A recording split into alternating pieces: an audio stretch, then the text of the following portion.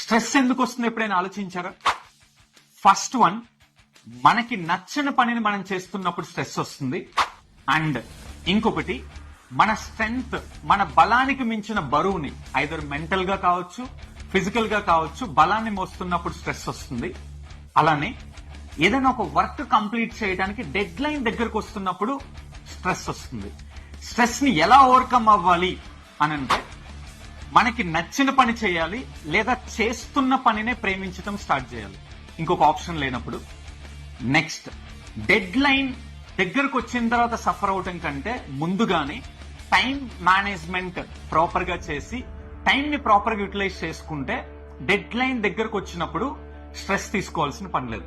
And last one, మనం ఏదైనా పని చేస్తున్నప్పుడు బేసిక్ గా ఎవరికైనా గానీ చాలా కష్టంగా ఉంటుంది కొన్ని పాయింట్ ఆఫ్ టైంలో.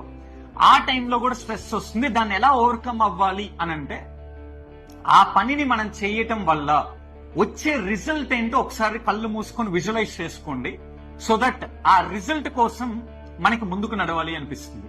సో ఇవి స్ట్రెస్ రావటానికి major reasons and stress overcome అవ్వడానికి కొన్ని టిప్స్. మీకు ఈ వీడియో కనుక నచ్చినట్లయితే మీ ఫ్రెండ్స్ అండ్ ఫ్యామిలీ మెంబర్స్ కి షేర్ చేయండి.